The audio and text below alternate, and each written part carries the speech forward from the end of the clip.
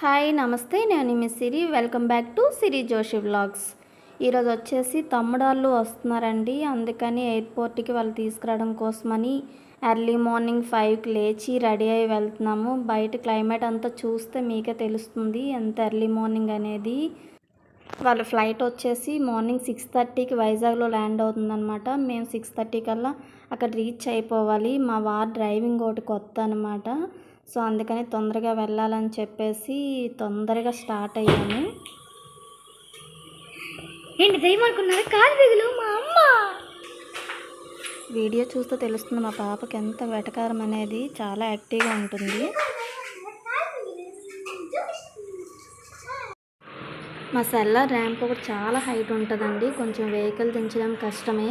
మా వారిది కొత్త డ్రైవింగ్ ఒకటి కదా, ఎలా దించుతారా అనుకున్నాను. పర్ఫెక్ట్గా దించేశారు కిందకైతే. మేమైతే ఇంకా స్టార్ట్ అయ్యి ఇక్కడి నుంచి వెళ్ళిపోతున్నాము.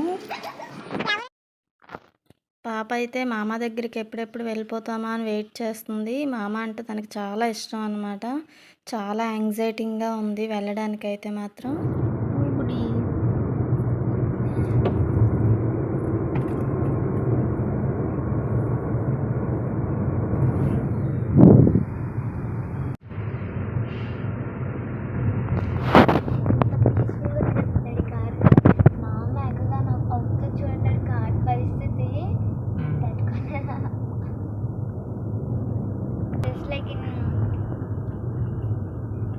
Family star movie.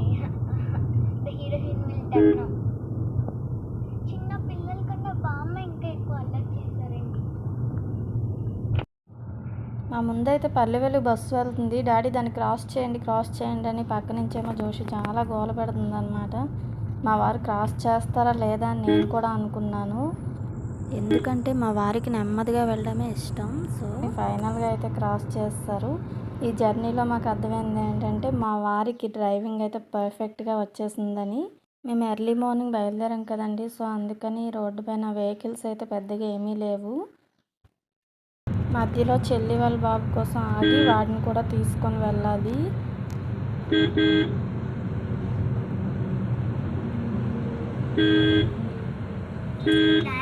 ఎల్బోట్ పెట్టుకుని ఏం యూజ్ చేయడి, ఇలా వెళ్ళిపోతుంటే ఎల్బోట్ కావాలని పెట్టినట్టు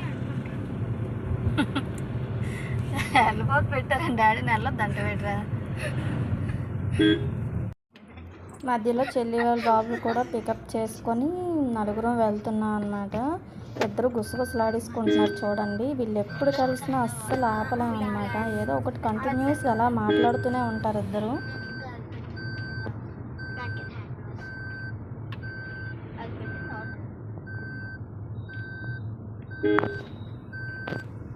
నేను 2 చేతులతో నొక్కి తీస్తాను. అలాంటప్పుడు నీకు కారు వచ్చి ఆ కారు ఉండాలి.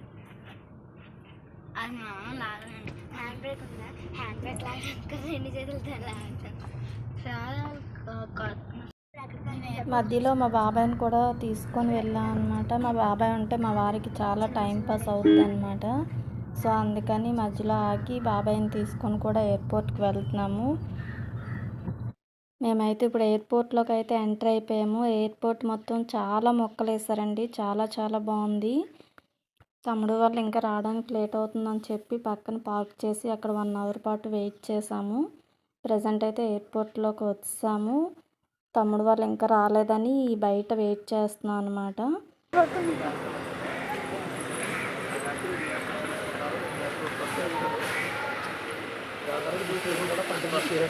మీరు అలా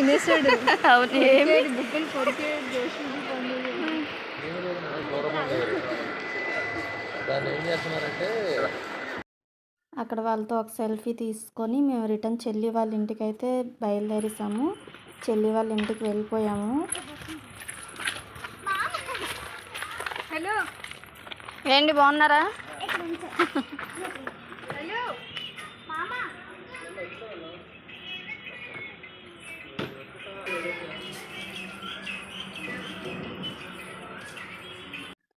చెల్లి వాళ్ళు కింద సెల్లార్ వర్క్ చేస్తున్నారనమాట. అప్పుడు ఇల్లు కట్టేటప్పుడు చేయించలేదు.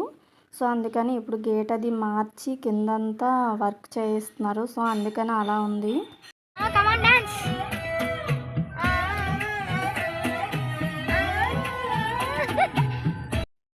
చెల్లి వాళ్ళ ఇంటి దగ్గర ఫ్రెష్ అయ్యి ఈవినింగ్ కొంచెం చల్లబడిన తర్వాత గోల్డ్ తీసుకోవడానికని షాప్కి వెళ్తున్నాము అందరం కలిసి.